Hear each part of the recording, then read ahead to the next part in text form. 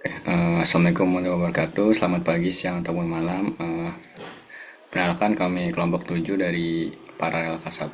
Di sini kami akan mempresentasikan tugas pasca UTS mata kuliah organisasi dan arsitektur komputer. Boleh lanjut.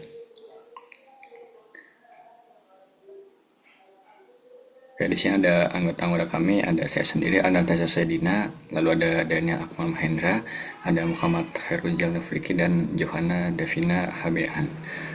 Mungkin boleh dilanjutkan langsung ke nomor satu. Kodenya. Nah, ini kode yang kemarin telah kita kerjakan tugas pertama. Ini tuh untuk menghitung luas permukaan dari suatu kubus. Mungkin boleh lanjut. Oke, jadi di nomor satu ini ada mode-mode pengalamatan apa saja yang ada di kode kami sebelumnya.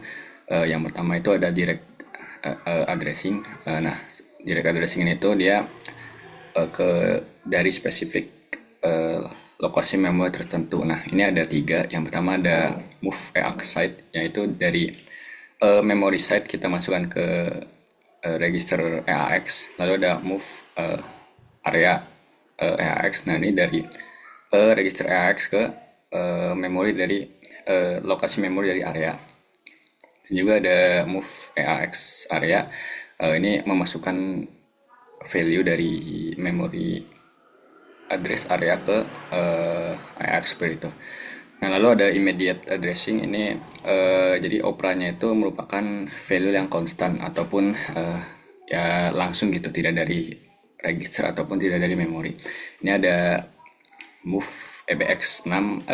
Nah, ini memasukkan value 6 ke register EBX. Nah, 6 ini kan konstannya, tidak dari memori ataupun alamat gitu. Jadi langsung lah, makanya dia immediate addressing. Kenapa 6? Ya karena luas permukaan kubus kan dihitung dari luas perseginya lalu dikali 6 untuk membentuk kubusnya seperti itu.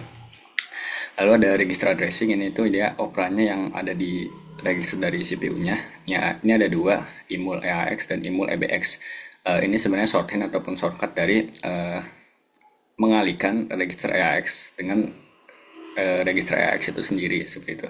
Dan juga sama untuk imul EBX-nya, dia melakukan multiply atau perkalian dari EBX register EBX dikali register EBX. Dan boleh dilanjut ke nomor selanjutnya.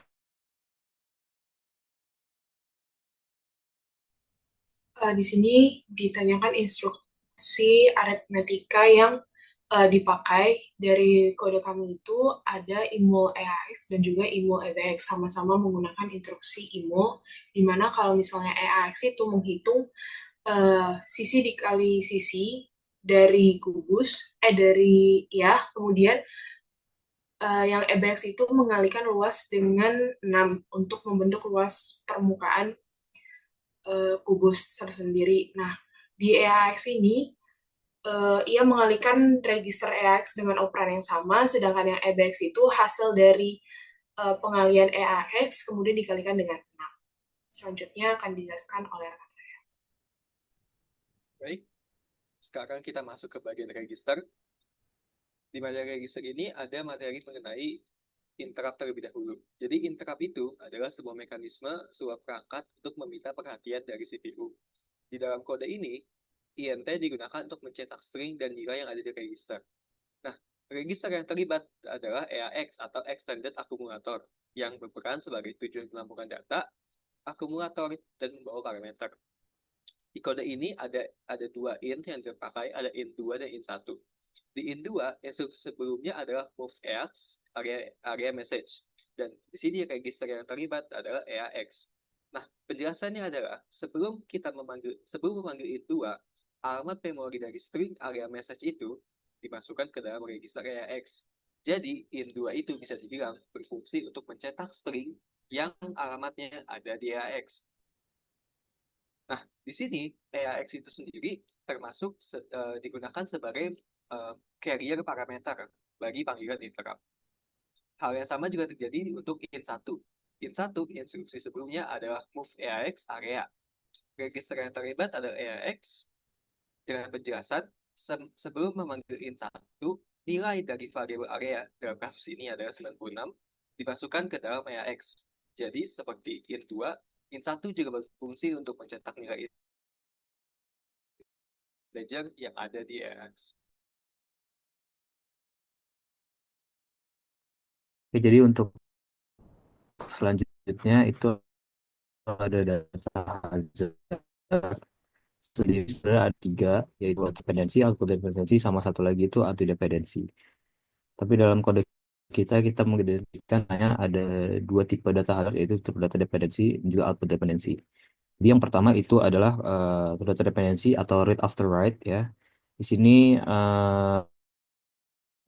move kode move YAX itu ambil data di memory site, kemudian dipindahkan ke YAX, baru operasi imul YAX itu menggunakan data yang di YAX ya. Jadi dia itu read setelah di write gitu ya.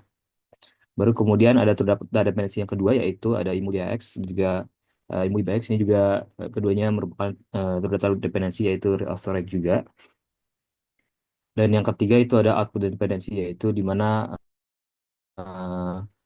movie AX ini dipindahkan ke eh, apa ya, memory area, kemudian di write kembali movie AX dari area. Dan di sini hitungannya write after write ya.